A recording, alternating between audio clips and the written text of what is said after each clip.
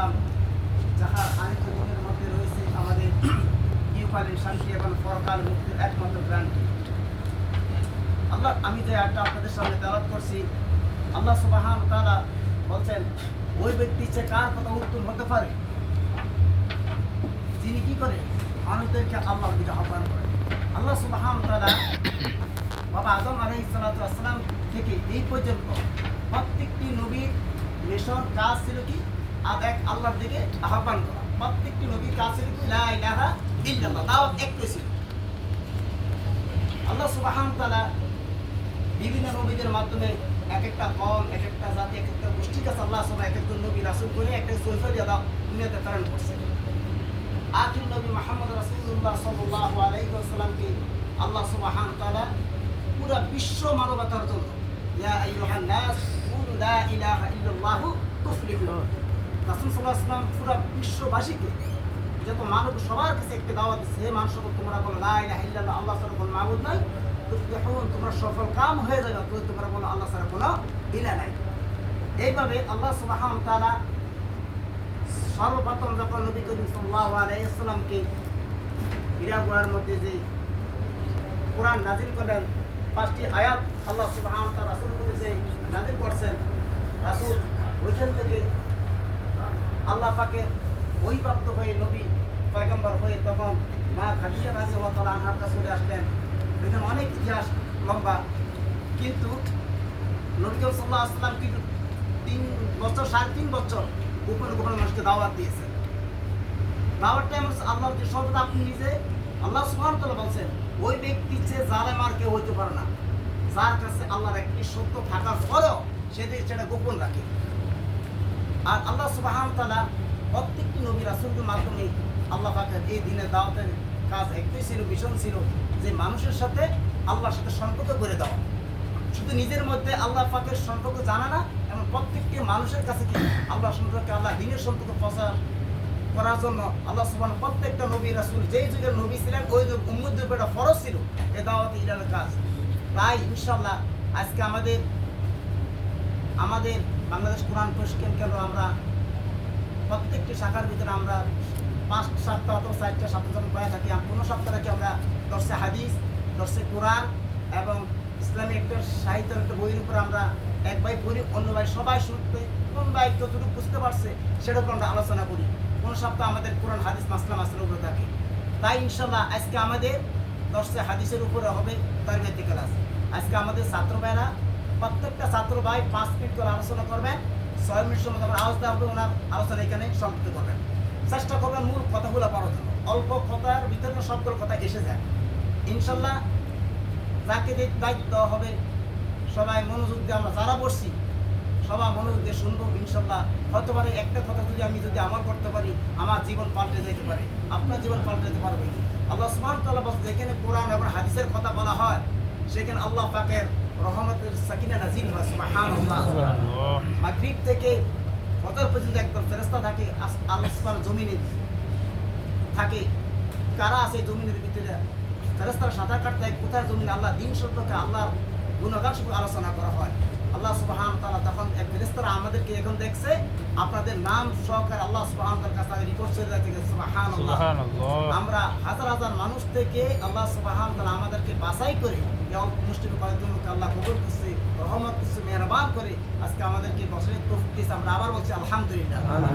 ইনশাআল্লাহ আজকে আমাদের সর্বপ্রথম দর্শে হাদিস থেকে দাওয়াতে ইলাল্লাহর উপরে, হাদিসের আলোকে দাওয়াতে ইলাল্লাহর উপরে আলোচনা করবেন মাওলানা আমাদের মোবারক করিম ভাই ইনশাআল্লাহ। ভাই কেন আসেন?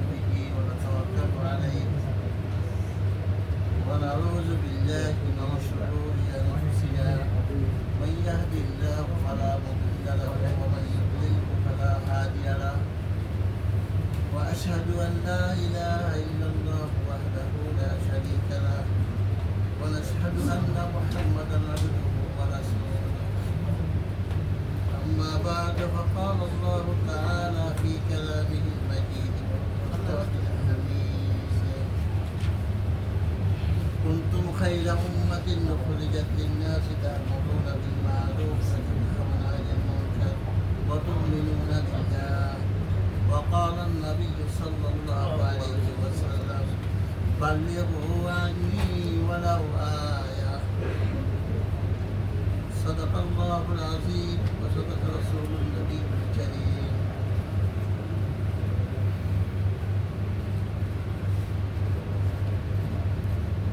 قرآن প্রশিক্ষণ কেন্দ্র কুয়েত হাসাবিয়া মুবারক হাসাবি শাখার আজকের অনুষ্ঠানের সম্মানিত ব্যয় পরিচালক উপস্থিত দিনদার মুমিন মুত্তাকি ভাইয়েরা, আসসালামু আলাইকুম ওয়া রাহমাতুল্লাহি ওয়া বারাকাতুহু। আল্লাহ সুবহানাহু ওয়া তাআলার নিকট শুকরিয়া আদায় করি যে মহান রব্বুল আলামিন আজকে আমাদেরকে এই প্রবাদ জীবনে অসংখ্য অগণিত ব্যক্তিবর্গ থেকে বেছে বেছে আমাদেরকে এই মসজিদে এসে দাওয়াত ইলাল্লাহ, আল্লাহর প্রতি মানুষদেরকে আহ্বান করার এই আলোচ্য বিষয়ের উপরে উপস্থিত হওয়ার তৌফিক দান করেছেন। তার প্রতি শুকরিয়া আদায় করি আলহামদুলিল্লাহ। তার সাথে সাথে অসংখ্য অগণিত দুরূদ সালাম প্রেরণ করছি নবীকুল সম্রাট তাজদার মদিনা সাইয়্যিদুল কাউনাইন বিশ্বনবী হযরত মুহাম্মদ মুস্তাফা সাল্লাল্লাহু আলাইহি ওয়াসাল্লামের মুবারকে। তার সাথে সাথে ওই সকল মর্দ মুজাহিদদেরকে স্মরণ করছি যারা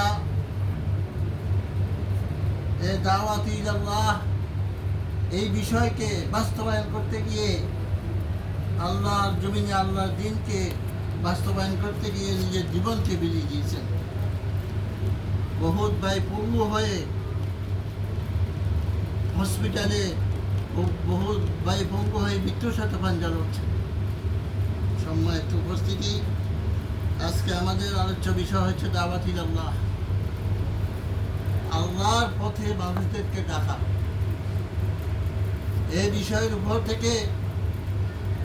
বিষয়ের উপরে আল্লাহ সুবহানাহু ওয়া তাআলা পৃথিবীর জন্মলগ্ন থেকে শুরু করে বাবা আদম থেকে শুরু করে আজ পর্যন্ত যতজন নবী এই দুনিয়াতে আগমন করেছেন, প্রত্যেক নবীর এক নম্বর কাজ ছিল দাওয়াত ইলাল্লাহ।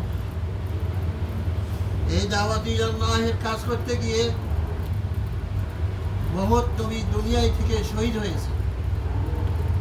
অসংখ্য নবী, 250 নবীকে বনী ইসরাঈলকে শহীদ করে দেওয়া হয়েছে এই দাওয়াত ইলাল্লাহর কাজ করতে গিয়ে।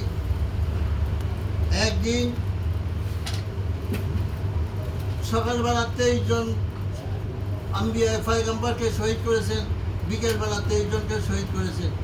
একদিনে 24 ঘন্টায় 46 জন পয়গম্বর শহীদ হয়েছেন এই দাওয়াত ইলাল্লাহর কাজ করতে গিয়ে। সম্মানিত উপস্থিতি, আজকে এই আলোচ্য বিষয়ের উপরে রাসূল সাল্লাল্লাহু আলাইহি ওয়াসাল্লাম বলেছেন, বাল্লিগু আন্নী ওয়ালাউ আয়া। আমার পক্ষ থেকে একটি শব্দ, একটি লফজ, একটি সংবাদ যখন তোমরা শুনবা, সেটা তোমরা অন্য ভাইদের নিকটে এটা পৌঁছাইতে থাকবে। আরেক হাদিসে আল্লাহ হযরত আয়েশা রাদিয়াল্লাহু তাআলা আনহা থেকে বর্ণিত, তিনি বলেন, আন আয়েশা قالت سمعت رسول الله صلى الله عليه وسلم يقول مروا بالمعروف وانهوا عن المنكر قبل ان تدعوا فلا يستجاب لكم। রাসূল সাল্লাল্লাহু আলাইহি ওয়াসাল্লাম থেকে রাসূল সাল্লাল্লাহু আলাইহি ওয়াসাল্লাম ইরশাদ করেছেন, বিবি আয়েশা রাদিয়াল্লাহু তাআলা আনহা শুনছেন, আল্লাহর নবী বলছেন যে, হে বিশ্ববাসী, হে আমার উম্মতেরা, তোমরা যতক্ষণ পর্যন্ত আল্লাহর নিকট দোয়া করবে, ওই দোয়া কবুল হবে না তোমরা যদি দায়ী আল্লাহর কাজ না করো, দ্বীনের কাজ না করো। দ্বীনের কাজ আল্লাহর প্রতি মানুষদেরকে যতক্ষণ পর্যন্ত তোমরা না ডাকবে, ইসলামের দাওয়াত না দিবে, দ্বীনের দাওয়াত না দিবে, ততক্ষণ পর্যন্ত তোমাদের কোনো দোয়া কবুল করা হবে না। তাই আমরা এই দুনিয়ায় আমরে বিল মারুফ ওয়া নাহয়ি আনিল মুনকার, আল্লাহ সুবহানাহু ওয়া তাআলা বলছেন, ওয়াল তাকুম মিনকুম উম্মাতুন ইয়াদউনা ইলাল খায়র তা'মুরুনা বিল মারুফ ওয়া তানহাউনা আনিল মুনকার ওয়া তু'মিনুনা বিল্লাহ। আমরা এই দুনিয়ার মধ্যে যেটা সৎ কাজ, যেটা আল্লাহ এবং আল্লাহ রাসূলের পক্ষের কাজ, ওই কাজে আমরা সহযোগিতা করব। আর যেই কাজ আল্লাহ এবং আল্লাহ রাসূলের বিরুদ্ধে যায়, কোরআন এবং হাদিসের বিরুদ্ধে যায়, ওই কাজের বিরোধিতা করব। সুতরাং এই দ্বীনের দাওয়াতের উপরে আজকের আলোচনা দাওয়াত ইলাল্লাহ। সারা বিশ্বের মুসলমান আজ হাহাকার করছে একটি সঠিক পথের সন্ধান যেন পায়। আমাদের দেশে আমাদের সংগঠনের লোকেরা দেখুন দায়ী ইলাল্লাহ কাজ চোখে দিয়ে বহুত ভাই শহীদ হয়েছেন, বহুত মা সন্তান হারিয়েছেন, বহুত মায়ের বুক খালি করেছেন শুধু দ্বীনের দাওয়াতে কাজ করতে গিয়ে। বহুত ভাই নিজের জীবন বিলিয়ে দিয়েছেন। সুতরাং আজকে এই আলোচনায় আমরা যেন দায়ী ইলাল্লাহর কাজ করতে পারি। আল্লাহ যেন আমাদের কবুল করেন। আমিন আমিন জাযাকাল্লাহ খায়ের। ভাই মাওলানা মুবারক সাহেব যদি টাইম দিতে পারতাম ইনশাআল্লাহ আরো আধা ঘন্টা এখন আলোচনা করতে পারতেন এই বিষয়ের উপরে, যেহেতু আমাদের সেকেন্ড তারিখের ক্লাস মানে শিক্ষণীয়।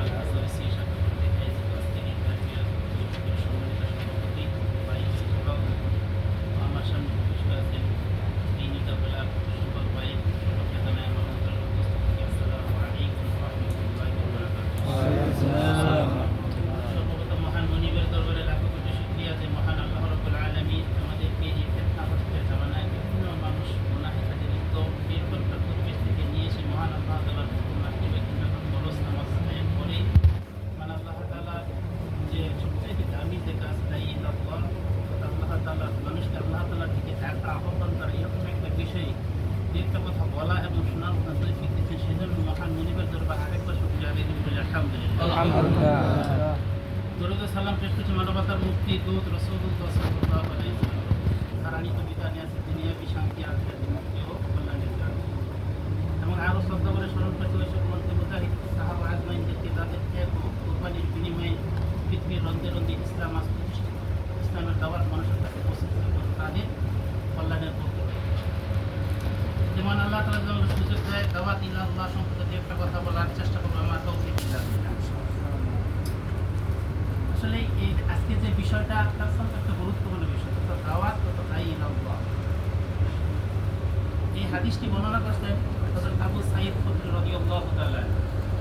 তিনি রাসূলুল্লাহ সাল্লাল্লাহু আলাইহি ওয়াসাল্লামের অত্যন্ত গুরুত্বপূর্ণ একজন সাহাবী ছিলেন, দলিলবদ্ধ সাহাবী ছিলেন। তিনি হিজরতের 10ম বছর পূর্বে, অর্থাৎ হিজরি সন গণনার 10 বছর পূর্বে তিনি জন্মগ্রহণ করেন। তাহার আব্বা আম্মা উভয়ে মুসলিম থাকার ফলশ্রুতিতে তিনি বাল্যকাল থেকে ইসলামের সুশীতল ছায়া তুলেছিলেন, অর্থাৎ তিনি জন্মের পর থেকে ইসলামী পরিবেশে সে বড় হয়েছেন। তিনি রাসূলুল্লাহ সাল্লাল্লাহু আলাইহি ওয়াসাল্লাম সাহচর্যে অনেক সময় থাকবেন, অর্থাৎ রাসূলুল্লাহ সাল্লাল্লাহু আলাইহি ওয়াসাল্লামের পারিপার্শ্বিক কাজও তিনি সহযোগিতা করতেন।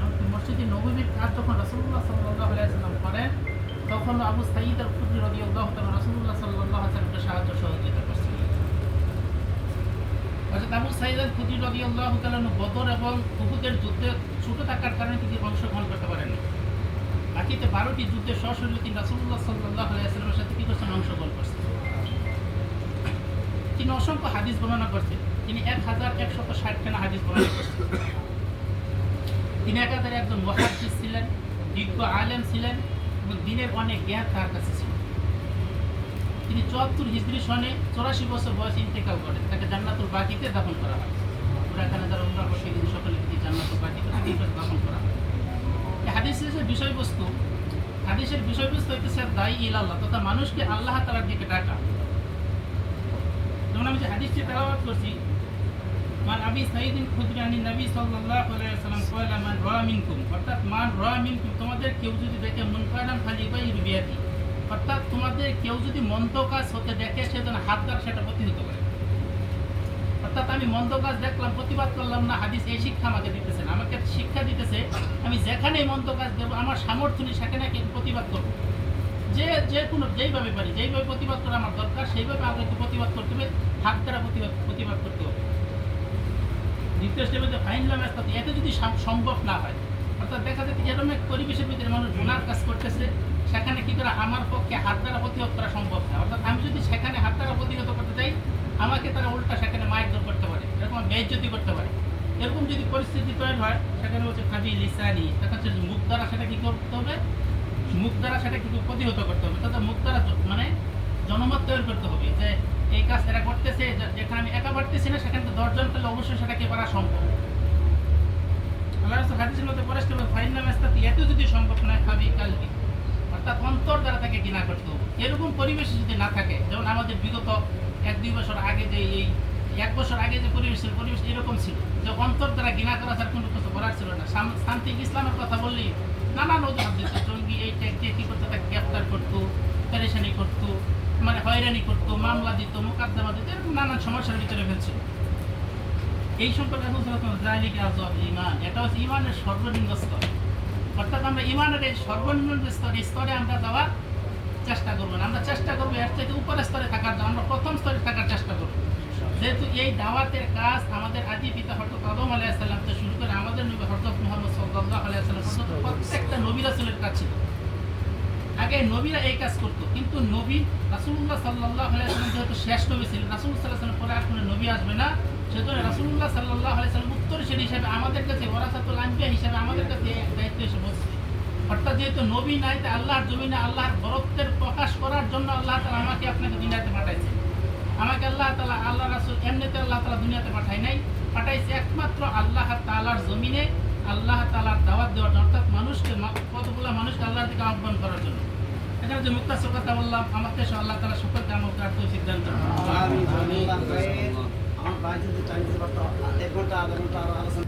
ইবনে ওমর আন্না নবিয়্যা সাল্লাল্লাহু আলাইহি ওয়াসাল্লাম ক্বালা বাল্লাগু আননি ওয়ালাউ আয়া। এরশাদ হচ্ছে হযরত আব্দুল্লাহ ইবনে ওমর থেকে বর্ণিত, নবী করিম সাল্লাল্লাহু আলাইহি ওয়াসাল্লাম এরশাদ করেন, একটি আয়াত হলো তা আমার পক্ষ থেকে প্রচার করো।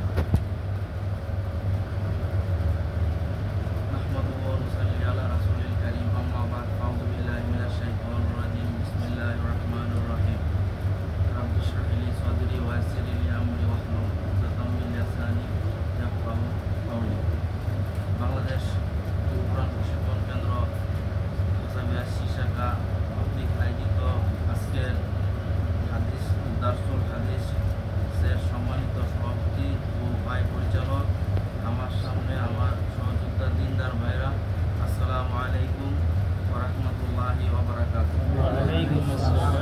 সর্বপ্রথম মহান মনিবের দরবারে শুকরিয়া জ্ঞাপন করছি যে এই জন্য যে এই ফেতনা ফসাদের যুগের মধ্যে আমাদের গোটা ভাইকে মাগরিবের নামাজ ফরজের সাথে আদায় করে একটা পর্যায়ে একটা পর্যায়ে কোরআনের মাহফিলে বসা এবং আসার তৌফিক দান করেছেন। সেই জন্য মহান মনিবের দরবারে আমরা বলি আলহামদুলিল্লাহ। তারই পাশাপাশি যার আনিত বিধানে রয়েছে দুনিয়া শান্তি এবং আখিরাতের একমাত্র গ্যারান্টি, বিশ্ব নেতা, মানবতার দূত জনাবে মুহাম্মদ রাসূলুল্লাহ সাল্লাল্লাহু আলাইহি ওয়াসাল্লাম, আমরা সকলেই ওনার প্রতি দরুদ পাঠ করি সাল্লাল্লাহু আলাইহি ওয়াসাল্লাম। সম্মানিত উপস্থিতি, আমাদের যে দার্সের হাদিসের যে দার্স জ্ঞান নাই, আমরা ভুলে আমরা এখানে শিক্ষাগতভাবে আমরা বক্তব্য রাখছি, কিছুটা হয় কিছুটা হয় না। আমি যে হাদিসরা কী করলাম, এটার সংক্ষিপ্ত সুপরিচয়। হযরত আব্দুল্লাহ ইবনে রাদিয়াল্লাহু তাআলা আনহু সংক্ষিপ্ত জীবনী। নাম ও পরিচিতি। হযরত আব্দুল্লাহ ইবনে ওমর রাদিয়াল্লাহু তাআলা আনহু, নাম আব্দুল্লাহ, উপনাম আবু আব্দুর রহমান, উপাধি রইসিল মুহসানি, মুহাদ্দিস, রইসিল মুহাদ্দিস। তার পিতার নাম ওমর ইবনুল খাত্তাব এবং মাতার নাম জৈনব বিনতে মাসউন। ওনার জন্ম, তিনি নবুয়তের 1 বছর পূর্বে জন্মগ্রহণ করেন। ইসলাম গ্রহণের পর তার পিতা ওমর রাদিয়াল্লাহু তাআলা আনহুর সাথে 6 বছর বয়সে 616 খ্রিস্টাব্দে মক্কায় ইসলাম গ্রহণ করেন। হাদিসের সংখ্যা মোট 5374টি, মতান্তরে 5375টি। আর উনি ইসলাম গ্রহণ করার পরে সকল যুদ্ধে রাসূল সাল্লাল্লাহু আলাইহি সাল্লাম এর সাথে অংশগ্রহণ করেন। আর ওনার মৃত্যুকাল সময় 73 হিজরি এবং উনি ইন্তিকালের 73 হিজরি এবং মৃত্যুকালের সময় বয়স হয়েছিল 84 বা 86। এই হলো হাদিসের সারমর্ম। এখানে আল্লাহ পাক যে দাওয়াতের কথা বলছে, সবাই তো এই আয়াত বলছে, দাওয়াতটা আমরা কীভাবে বলবো, কীভাবে করবো মানুষকে। এখানে আপনি সূরা নাহলের একটা আয়াতের মধ্যে বলছে, 125 নম্বর আয়াতে, যে উদখুলু ফি সাবিলিহি বিল হাসানা, আয়াতটা আছে এখানে, উদখুলু সাবিলি রাব্বিকা বিল হিকমা ওয়াল মাউইযাতি হাসানা ওয়াল জাদিলহুম বিল্লাতী হিয়া আহসানু ইন্না রাব্বাকা আ'লামু বিমান দাল্লা আন সাবিলি ওয়া হুয়া আ'লামু বিল মুহতাদিন। অর্থাৎ হে নবী, আপনি মানুষকে হিকমত ও সুন্দর উপদেশের মাধ্যমে আপনি মানুষকে আপনার রবের পথে ডাকুন। আর তাদের সাথে তর্ক বিতর্ক করতে হলে সুন্দরভাবে করুন। আপনার রবি বেশি জানে যে কে তার পথে আছে আর কে তার পথ থেকে সরে গেছে। সূরা নাহাল 125 নম্বর আয়াত। এখানে দাওয়াতের আরেকটা কথা বলছে যে খায়রুকুম মান তাআল্লামাল কুরআনা ওয়া আল্লামা। তার চেয়ে আর কার কথা উত্তম হতে পারে যে নিজে কোরআন শিক্ষা করে এবং অপরকে শিক্ষা দেয়। আর আরেকবার একটা আয়াত বলেছে, কুনতুম খায়রা উম্মাতি উখরিজাত লিন-নাস ওয়া তা'মুরুনা বিল মারুফ ওয়া তানহাউনা আনিল মুনকার। অর্থাৎ আমাদেরকে উত্তম জাতি হিসাবে দুনিয়াতে আল্লাহ প্রেরণ করেছেন। উত্তম জাতি কোন সময় হব? যখন আমরা সৎ কাজে আদেশ করব এবং অসৎ কাজে নিষেধ করব। তাইলে আমরা সৎ কাজে যখন আদেশ করব তখন আমরা উত্তম জাতি হব। আর নিষেধ কাজে যদি বাধা না দেয় তাহলে আমরা উত্তম জাতি হিসাবে, উত্তম উম্মত হিসাবে আল্লাহর কাছে গ্রহণযোগ্য হব না। সম্মানিত উপস্থিতি, এখানে তো আরও হাদিস আছিল, আমার টাইমও এখানে শেষ হয়ে গেছিল। এখানে হযরত আব্দুল আনাস রাদিয়াল্লাহু, যাই হোক, আমি যতটুকু বুঝছি বাস অতটুকু আমি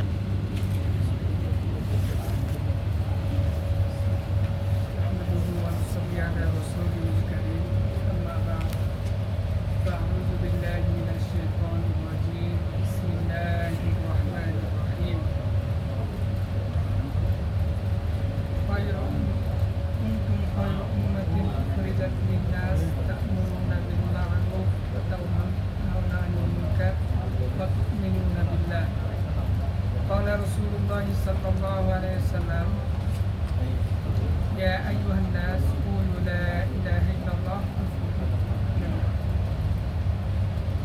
أو كما قال عليه الصلاة والسلام। الحمد لله, আল্লাহ তাআলার দরবারে লাখো কোটি শুকরিয়া যে রব্বুল আলামিন আমাদেরকে দয়া করে মায়া করে মাগরিবের নামাজ, ফরজ নামাজের পরে এত দূর থেকে বাছাই করে আর দিন মজলিসে বসার মতো তৌফিক দান করেছেন। সেজন্য শুকরিয়া আদায় করি। মনিবের দরবারে সবাই প্রাণ খুলে শুকরিয়া আদায় করি আলহামদুলিল্লাহ। আল্লাহ রাব্বুল আলামিন, আমি যে কোরআনে আয়াতটা বললাম এই কোরআনের অর্থটা যে কুনতুম খায়রা উম্মাতিন উখরিজাত লিন-নাস তা'মুরুনা বিল মা'রুফ ওয়া তানহাউনা আনিল মুনকার। তা'মুরুনা বিল মা'রুফ, সৎ কাজের আদেশ করা, অসৎ কাজে কি নিষেধ করা। এই জন্য দুনিয়াতে কি আমাদেরকে পাঠাইছে। এবং আদম আলাইহিস সালাম থেকে এই পর্যন্ত যত আমাদের নবী শেষ পর্যন্ত যত নবী রাসূল পাঠাইছে সবাই কি আল্লাহ তাআলার কি হুকুম আহকাম এবং আল্লাহ তাআলা দাওয়াত দেওয়ার জন্য কি পাঠাইছে। প্রতিটা নবী একই কালিমার দাওয়াত দিয়েছেন, কি বলছেন? ইয়া আইয়ুহান নাস কুলু লা ইলাহা ইল্লাল্লাহ তুফলিহুন। হে মানুষ হগল, তোমরা সবাই বলো লা ইলাহা ইল্লাল্লাহ, তাহলে কি হয়ে যাবে? সফল কামিয়াবি হয়ে যাবে। এই সফল কামিয়াবি হওয়ার দাওয়াত ইব্রাহিম আলাইহিস সালাম দিছে কিনা? হ্যাঁ, তার বাপের কইছে কি ইয়া আইয়ুহান নাস কুলু লা ইলাহা ইল্লাল্লাহ তুফলিহুন। তার বাপে কি কইছে? আমার ঘর থেকে কি হয়ে যাও, বাইরে যাও, বাপ পুত এক রক্তে। যখন আল্লাহর একত্ববাদের দাওয়াত দিছে তখন কি হয়েছে? সম্পর্ক বিচ্ছিন্ন হয়ে গেছে, হয়েছে কিনা? যে কি তুমি বের হয়ে যাও। লাস্টে কি হয়েছে? আগুনের মধ্যে পড়তে হয়েছে না? নিজের সন্তানরে নিজে কি আগুনের মধ্যে পালাইছে। কেন পালাইছে? এই আল্লাহর একত্ববাদের কি দাওয়াত দেওয়ার জন্য। ঠিক তেমনি ভাবে আস্তে আস্তে আস্তে আস্তে আমাদের নবী, শেষ নবী, যাকে আরবরা কি দিছে? উপাধি দিছিল কি? আলামিন। সত্যবাদী নবী উপাধি দেওয়ার পরেও কি যখন আমাদের নবী নবুয়ত পাওয়ার পরে যখন দাওয়াত দিল, সেও কি তাদের কি হয়ে গেল? দুশমন হয়ে গেল, শত্রু হয়ে গেল। শুধু নিজের বংশপুত্র না, নিজের কি চাচা আপনজন সবাই কি হয়ে গেছে? শত্রু হয়ে গেছে। কিসের জন্য? একত্ববাদের দাওয়াত দেওয়ার জন্য। এই দাওয়াতি কাজ চলতে আস্তে আস্তে কি হচ্ছে? আমাদের উপরে কি হয়েছে? আল্লাহ রাসূল সাল্লাল্লাহু আলাইহি ওয়াসাল্লাম কি আরাফার ময়দানে দাওয়াত ঘোষণা দিছে না যে আমি সমস্ত কাজ কি পরিপূর্ণ করে গেলাম, এখন বাকি আমি যাওয়ার পরে সমস্ত কাজের দায়িত্ব কাদের উপরে? আমাদের উপরে সুপর্দও করে গেছে। কি করে গেছে? যে সৎ কাজের আদেশ করা, অসৎ কাজে কি কাজের কি করা? নিষেধ করা। তখন আমরা যারা উপস্থিত আছি ইনশাআল্লাহ আমরা সৎ কাজের আদেশ করব, অসৎ কাজের কি করব? নিষেধ করব। সৎ কাজের আদেশ মানে কি? যারা নেক আমল করতেছে তারা তো আলহামদুলিল্লাহ করতেছে। সৎ কাজের কি? নিজের সৎ কাজের কি আদেশ দেওয়া, যে ভাই তুমি নামাজ পড়ো 5 ওয়াক্ত, দিনই নিশে বসো এবং কি করো? দিনের প্রচার করো। আমাদের যে সংগঠনের কাজ, এটা সৎ কাজের আদেশ করা না? সভাপতি সাহেব, আমরা যারা দিনই আলোচনা করতেছি এইগুলা কি সৎ কাজের আদেশ করা কি প্রচার প্রসার করা হচ্ছে না? এটা হচ্ছে সৎ কাজের আদেশ। এটা দিনই মজলিসের মাধ্যমে। আর খুশুসান আমরা নিজস্বভাবে যে একজন ভাই রুমের মধ্যে নামাজ পড়তেছে না, তাকে কি বলা? নামাজের দাওয়াত দেওয়া। সে সিগারেট খায়, বিরত থাকা, জোর জবরদস্তি কিছু নাই। গান বাজনা করে ভাই এই কাজটা না করলে কি হয়? ভালো হয়। এবং দিনের মজলিসে আনা একজন খুশুসিভাবে যে দাওয়াতটা দিলে যে কাজটা হবে অনেক ফায়দা হয়। খুশুসিভাবে একটা দাওয়াতের কাজ করলে সৎ কাজের আদেশ করা, অসৎ কাজের কি নিষেধ করা। মানে যা বললাম আর কি, যেগুলো অবর্জনীয় কাজ তা থেকে কি মানুষদেরকে কি করা? বিরত রাখা। আমি যা বললাম বুঝগাছ হইল না, আমার প্রস্তুতি ছিল না, বলতে হলে মাফ করে দিলেন। আর আমি ইনশাআল্লাহ চেষ্টা করব। কথা সত্য। কি কয়? ফিরে কামে মুজাদ্দিদ জামান কুতুবে আলম শাইখুল মুখ। আব্দুল্লাহ ইবনে আমর রাদিয়াল্লাহু আনহু তিনি বলেন রাসূল সাল্লাল্লাহু আলাইহি ওয়াসাল্লাম বলেছেন আমার পক্ষ থেকে একটি আয়াত জান্নাতা আমাদের কাছে প্রচার করুন। বাংলাদেশ আসাদিয়া সিসাগা মুবারাকানা থেকে প্রতিনিধিত্ব আজকের এই রাসূল হাদিসের সম্মানিত সভাপতি তাকে অন্তত সভাপতি ভাই বলেছেন আমার প্রাণ প্রিয় ভাইয়েরা, আসসালামু আলাইকুম ওয়া রাহমাতুল্লাহ। আমরা শুধু মহান পরিবারের শুকরিয়া আদায় করি যে আমাদের সময় দয়া করে কোরআনের মধ্যে সেই হাদিসের কিছু আলোচনা করতে পিছনে সকলে আলহামদুলিল্লাহ। সেই নেতা আল্লাহ রানী নবীদের দুনিয়া শান্তি পরকালের মুক্তি শেখ এটা প্রতিনিধি সাল্লাল্লাহু আলাইহি ওয়াসাল্লাম এটা প্রতিটি আজকে আমাদের বিষয় হলো রাসূল হাদিস তারিখ আমি যে হাদিসটা বলছি এটা যদি ইচ্ছা একটু কাছে দিলে সত্তরে দেওয়া আছে আমি যদি না যাই দাওয়াত ইলা আল্লাহ আল্লাহর পথে দাওয়াত আল্লাহর পথে দাওয়াত দ্বিতীয় কোরআন তার মাধ্যমে রাসূলের সুন্নাতের মাধ্যমে দাওয়াত ইলা আল্লাহ যদি আমার দিতে হয় তাহলে আমাকে আগে খেদমত আল্লাহ তাআলা বলেন উদু ইলা রাব্বি বিল হিকমা উদু ইলা সাবিলি রাব্বিকা বিল হিকমাতি ওয়াল মাউইজাতি ওয়াল হাসানা ওয়াল জাদিলুহুম বিল্লাতি হিয়া আহসান তুমি তোমার রবের দিকে হিকমত ও সুন্দর উপদেশ মাধ্যমে আহ্বান করো সুন্দর কথা তাদেরকে সাথে তর্ক করো এখন হিকমত তো বহু ধরনের আছে আমাদের আমাজন একটা কোন প্রশ্ন আছে আমাদের দাওয়াতের উদ্দেশ্য কি দাওয়াত প্রচার করা আমরা দাওয়াত প্রচার করুন হেকমত মনে করেন আমি আমার ভাই আমার উঠতে নামাজ পাঁচ পরে হয়তো বসে একবার পরে করে না মন্দিরে করে না মনের মাঝে মাঝে সবার দরবারে যায় তার থেকে যদি আমি কিছু খাইতে পারি আমার হেকমত তাহলে নামাজ পড়ে হবে তাকে বলতে পারি তো মাতৃ বাগন নামাজ পড়ে তাকে করেন না তাকে আমি করলাম চলেন আমরা আমার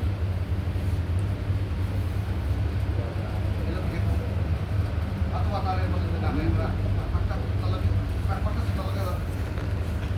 হাতটা তাড়াতাড়ি করে দিয়ে তারা নিয়ে আসে সেও কি আপনার মধ্যে দিয়ে কৃতজ্ঞ আপনি কুকুর করেন কুকুর এটা কৃতজ্ঞ তারা সবার সে মূল মানুষ এখন আমরা আলোচনা বলছি কি কমান আসা নির্মাণ জাহিল তার থেকে উত্তম কথা হতে পারে যে নিজে বলে কি আল্লাহর দিকে ডাকে এবং নিজে বলে কেন একদম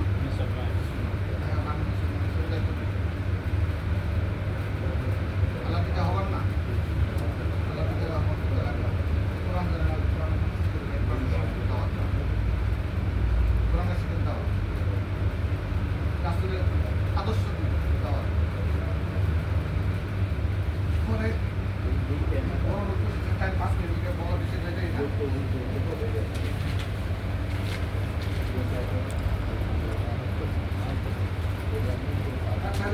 عن انس رضي الله قال قال رسول الله صلى الله عليه وسلم تؤثر بشر ولا تنفر انس رضي الله বলেন তিনি বলেন রাসূল সাল্লাল্লাহু আলাইহি ওয়াসাল্লাম বলেছেন তোমরা দিনের দাওয়াত সহজ করো কঠিন করো না সুসংবাদ দাও বিশুদ্ধ করো না খারিও করো এখন আমরা দাওয়াত সহজ করব ইনশাআল্লাহ আদি সহজে সবাই দাওয়াত সহজ করতে পারবে আলাদা সবাই কাজ করে আর আমি যা বলছি আমল করতে পারি এবং সবাই আমল করতে আসসালামু আলাইকুম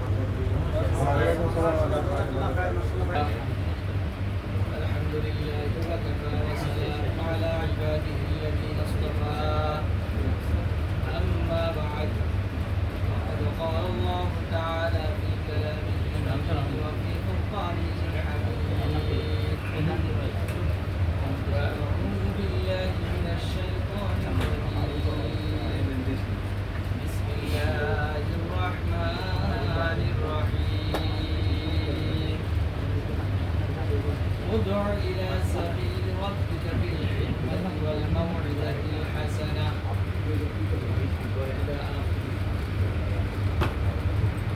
وقال تعالى في آية كريم ربنا وبعث فيهم رسولا منهم يتلو عليهم آياته ويزكيهم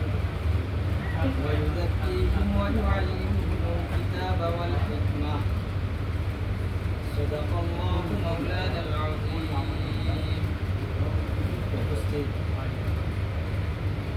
বাংলাদেশ কোরআন প্রশিক্ষণ কেন্দ্র কর্তৃক আয়োজিত বুয়েট হাসাবিয়াতুল পঞ্চম কর্তৃক আয়োজিত আজকে এই আলোচনা সভার সম্মানিত পরিচালক মাননীয় সভাপতি উপস্থিত দিনদার ভাইরা আসসালামু আলাইকুম ওয়া রাহমাতুল্লাহি ওয়া বারাকাতুহু।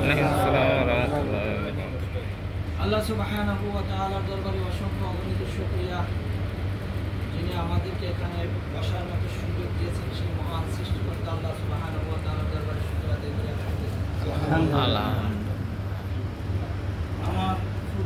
ভাই খুব সুন্দর আলোচনা করছেন। আজকে আমাদের মোহাম্মদ সোহাইল সাহেব খুব সুন্দর আলোচনা করছেন। তারপরে আর আলোচনা লাগে না, যেহেতু এখানে আমাদের টিচিং চলতে আছে, তাহলে আমরা সবাই কিছু অংশগ্রহণ করি। দাওয়াত আপনি যখন মানুষকে দিতে যাবেন, আপনি বিপদগ্রস্ত হবেন, ক্ষতিগ্রস্ত হবেন, আর্থিক, শারীরিক, মানসিক সব দিক দিয়ে আপনি আক্রান্ত হবেন। হযরত ইব্রাহিম আলাইহিস সালাম সম্ভ্রান্ত পরিবারে ছিলেন। যখন তিনি মূর্তি পূজা করার জন্য বারণ করেছেন, তখনই নির্যাতন চলে এসেছে। মানে দাওয়াতটা কি ছিল? লা ইলাহা ইল্লাল্লাহ। অন্য কোনো দাওয়াত ছিল না। আমাদের নবী, বিশ্ব মানবতার দূত মুহাম্মদুর রাসূলুল্লাহ সাল্লাল্লাহু আলাইহি ওয়াসাল্লাম 40 বছর পর্যন্ত আল আমিন ছিলেন, মানে সত্যবাদী। তাকে সবাই প্রাণ প্রিয় হিসেবে গ্রহণ করছে। যখন নবীজি হেরা ঘর থেকে ফিরে আসলেন আর বললেন, তোমরা পড়ে লা ইলাহা ইল্লাল্লাহ, তখন নির্যাতন শুরু হয়। তিনি 3.5 বছর জেলখানাতে পাই দিয়েছেন নাকি? 40 বছর সে হবে আবু তালেব, 40 বছর তিনি আল আমিন ছিলেন। আর যখনই তিনি ইসলামের দাওয়াত দিলেন, বললেন লা ইলাহা ইল্লাল্লাহ। লা ইলাহা ইল্লাল্লাহ কি? আমরা বুঝি না, যেহেতু আমরা আজমি। আর ওই সময় আরবরা বসতো লা ইলাহা ইল্লাল্লাহর মানে আমার নেতৃত্ব কর্তৃত্ব সব বার কার? নেতৃত্ব কর্তৃত্ব কার জন্য? নেতৃত্ব এবং কর্তৃত্ব যখন আপনি বিসর্জন দিয়ে নেবেন, আপনি সারেন্ডার করবেন, তখন আপনি যে মূর্তি পূজা করেন এটা কি চলবে না। আপনি যে শিরক করেন এটা চলবে না। আপনি যে বেদাত করেন এগুলো চলবে না। আপনি পুঙ্খানুপুঙ্খরূপে ইসলামের বিধান কানুন সব কিছু মান্য করতে হবে। এখন আমরা আগে সাহাবারা, নবীজি এবং অন্যান্য নবী রাসূলেরা দাওয়াত দিতেন কাদেরকে? কাফেরদের, মুশরিকদের। আমরা এখন কাফের মুশরিকদেরকে দাওয়াত দেওয়া লাগে না, আমরা দাওয়াত দিতে মুসলমানদেরকে। আমরা দাওয়াত দিই কার? মুসলমান। কি জন্য? মুসলমান মূর্তি পূজা করে। মূর্তি পূজা করা কি হারাম? শিরক। সে আল্লাহর সাথে কইছে লা ইলাহা ইল্লাল্লাহ, আল্লাহ ছাড়া কোনো কি নাই, মাহবুব নাই। এখন মুসলমান বাবার দরবারে চলে যাচ্ছে, শিরক করলো না? বাবার দরবারে গেছে, শিরক করছে কিনা? সেটা আমি 2 দিন আগে একটা ইয়েতে দেখলাম, আমির হামদার কাছে এক লোক আপেল নিয়েছে। আপেলটা বলে দেন, আমার কি ছেলে হওয়ার জন্য। তো প্রথমে ভেবে বুঝে আসে না, একটা আপেল করে দিতে আসে। 2 দিন আগে আমি গেছি। তো তারপরে বলছি কি জন্য? আমার ছেলে হওয়ার জন্য। আর আমি আমার আপেল ফলের দিকে হইতে ভালো দিচ্ছি। তাহলে দেখে আপেল ফলের জন্য তোদের যদি ছেলে হয়তো, তাহলে আমি 3টে মেয়ের বাবা হয়েছি কি বলে। আমাদের ইমানটা কোথায় গেছে? আল্লাহর উপরে না যে কার কাছে গেছে? আমি হামদার কাছে গেছি। এক্সাম আমি ইমান কার উপরে নিতে পারি দৃঢ়তার সাথে। এখন আমরা ওই দাওয়াতটাই, যে দাওয়াতটা নবীজি দিয়েছেন, ওই দাওয়াতটাই আমরা কাকে দিতে হবে? মুসলমানদেরকে দিতে হয়। কেন? তুমি শিরক করো না, শিরক করলে তুমি চিরতরে জাহান্নামে নাকি? সমস্ত আমলগুলি হাবিতাত আমালহু, তার সমস্ত আমল সবকিছু কি হয়ে যাবে? বরবাদ করে দেবে। ইন্না শিরকা লাযুলমুন আযীম। শিরকের মতো বড় গুনাহ আর কিছু কি নাই। এখন হযরত ইব্রাহিম আলাইহিস সালাম তার কওমকে দাওয়াত দিয়েছেন, দোয়া করেছেন। হযরত ইব্রাহিম আলাইহিস সালাম ইব্রাহিম আলাইহিস সালাম কি দোয়া করেছেন? ربنا وبعث فيهم رسولا منهم। ইব্রাহিম আলাইহিস সালাম দোয়া করছেন, হে আমার প্রভু, আপনি আমাদের কওমের থেকে এমন একজন নবীকে পাঠান যিনি ইয়াতলু আলাইহিম আয়াতি, যিনি তেলাওয়াত করবেন, যিনি ওই কিতাব পড়বেন তার কওমের কাছে। যিনি কি করবেন? কিতাব পড়বেন। কার কাছে? তার কওমের কাছে। ওয়া ইউআল্লিমুহুমুল কিতাব, এবং শিক্ষা দিবেন কি? কিতাব। যেমন এখন আমরা শুধু এই কোরআনের উপরে কি আমল করবো না, এই কোরআন মানুষকে শিক্ষা দিতে হবে। আমি জানি আমি আরেকজনকেও এই কোরআন কি দিতে হবে? শিক্ষা দিতে হবে। ওয়াল হিকমা, শিক্ষাটা কেমনে দিতে হবে? ওয়াল হিকমা,